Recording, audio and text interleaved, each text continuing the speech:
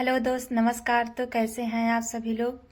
और मैं आज एक नई वीडियो के साथ आप लोगों के बीच में आ गई हूँ। हर हर महादेव। तो आज मैं सुनाने वाली हूँ सोमवार व्रत कथा। कहते हैं इस कथा को सुनने से सभी की मनोकामनाएं पूर्ण होती हैं। आइए चलते हैं, हम कथा को शुरू करते हैं। किसी नगर में एक धनी व्यापारी रहता था। दूर दूर तक उसका व्यापार फैला हुआ था। नगर के सभी लोग उस व्यापारी का सम्मान करते थे। इतना सब कुछ संपन्न होने के बाद भी वह व्यापारी बहुत दुखी था, क्योंकि उसका कोई पुत्र नहीं था, जिस कारण अपने मृत्यु के पश्चात व्यापार के उत्तराधिकारी की चिंता उसे हमेशा सताती रहती थी। पुत्र प्राप्ति की इच्छा से व्यापारी प्रत्येक सोमवार भगवान शिव की व्रत पूजा किया करता था और शाम के समय शिव मंदिर में जाकर शिव के सामने घी का दीपक जलाया करता था। उसकी भक्ति देखकर माँ पार्वती प्रसन्न हो गई और भगवान शिव से उस व्यापारी की मनोकामना पूर्ण करने का निवेदन करने लगी। तब भगवान शिव बोले, हे प्रिय, इस संसार में सबको उसके कार्य के अनुसार फल की प्राप्ति होती है। जो प्राणी जैसा कर्म करते हैं उन्हें वैसा फल प्राप्त होता है। शिव जी के द्वारा समझाने के बावजूद भी माँ पार्वती नहीं मानी और उस व्यापारी की मनोकामना की पूर्ति हेतु वे शिव जी से बार बार अनुरोध करती रही। फिर माता की आग्रह देखकर भगवान भोलेनाथ को उस व्यापारी को पुत्र प्राप्ति का वरदान देना पड़ा। वरदान देने के पश्चात भोलेनाथ माँ पार्वती से बोले, आपके आग्रह पर मैंने पुत्र प्राप्ति का वरदान तो दे दिया, परंतु इसका यह पुत्र 16 वर्ष से अधिक समय तक जीवित नहीं रहेगा।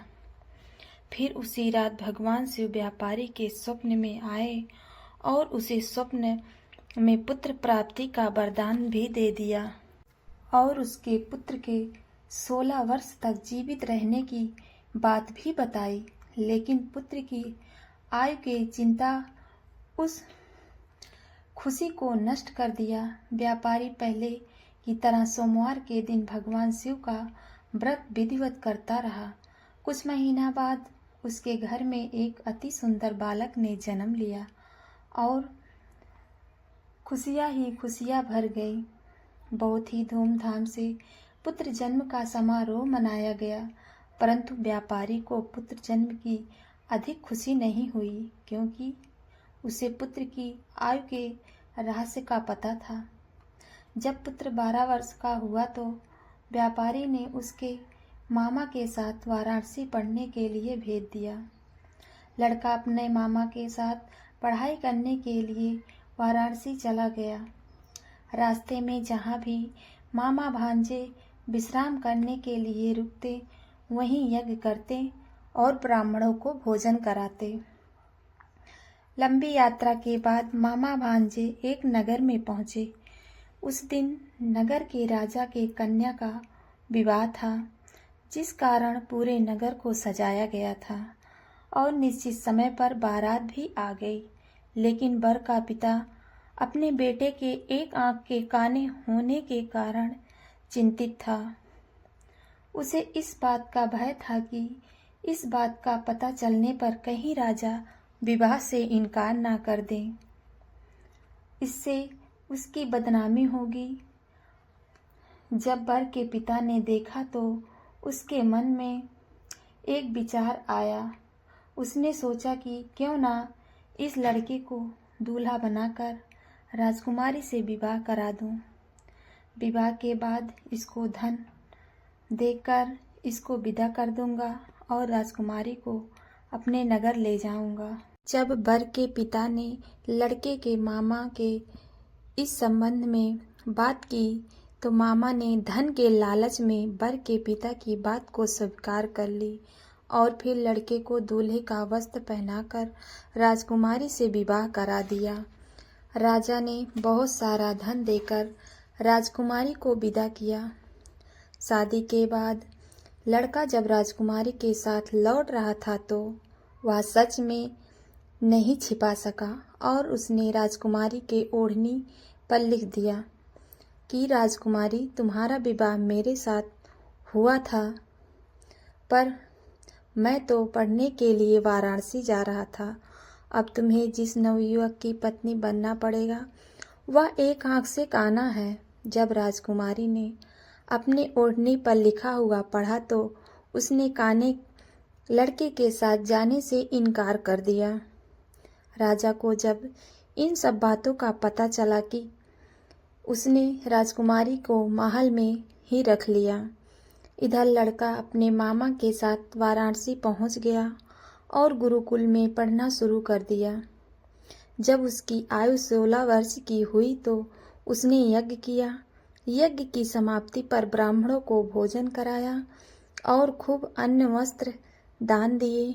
फिर रात को अपने कक्ष में सो गया। शिव के वरदान के अनुसार शयनावस्था में ही उसके प्राण निकल गए। सूर्योदय होने पर मामा ने मृत भांजे को देखकर रोने पीटने लगे। आसपास के लोग भी एकत्र होकर दुख प्रकट करने लगे।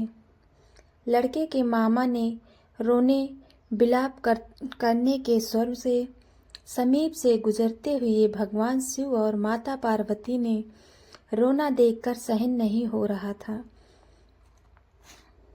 माता पार्वती ने कहा, मुझे इसका रोना देखकर सहन नहीं हो रहा है। आप इसके कष्ट को अवश्य दूर करें।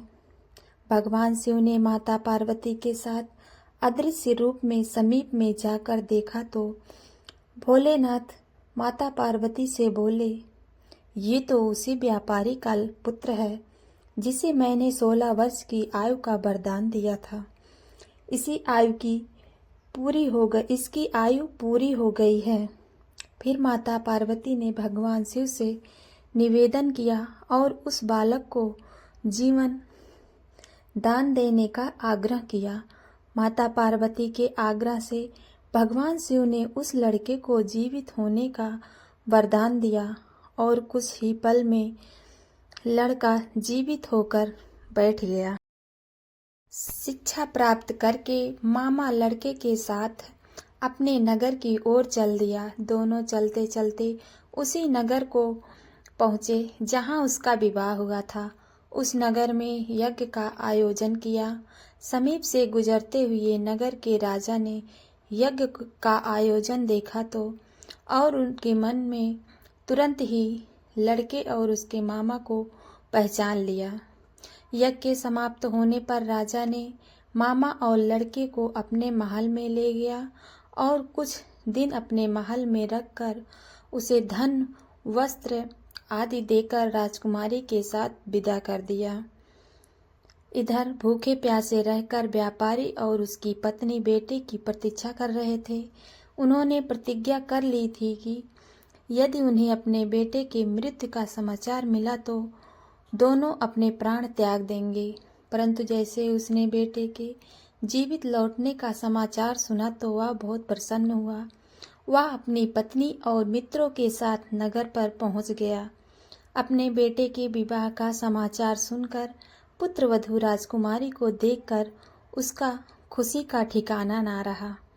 उसी रात भगवान शिव ने व्यापारी के स्वप्न में आकर कहा, हे श्रेष्ठी, मैंने तेरे सोमवार के व्रत करने और व्रत कथा सुनने से प्रसन्न होकर तेरे पुत्र की लंबी आयु प्रदान की है। पुत्र की लंबी आयु जानकर व्यापारी बहुत खुश हुआ। शिव भक्त होने तथा सोमवार का व्रत करने से व्यापारी की सभी मनोकामनाएं पूरी हुई। इसी प्रकार जो भक्त सोमवार का व्रत विधिवत करते हैं और व्रत कथा सुनते हैं उसकी सभी मनोकामनाएं पूरी होती हैं। तो दोस्तों, हर हर महादेव। आप लोगों को ये वीडियो कैसा लगा आप लोग कमेंट में ज़रूर बताइएगा और अच्छा लगा तो एक लाइक ज़रूर कीजिएगा। तो दोस्तों, कमेंट में हर हर महादेव जय भोलेनाथ ज़रूर लिखिएगा। दोस्तों, ऐसे ही आप लोगों के साथ नई नई वीडियो लेकर आती रहूँगी और चैनल में नए हैं तो चैनल को सब्सक्राइब कर लीजिएगा बेल आइकन ज़रूर दबाइएगा दोस्तों, जिससे नोटिफिकेशन आप लोगों के पास तुरंत पहुँचे। तो दोस्तों फिर मिलते हैं अगले वीडियो में।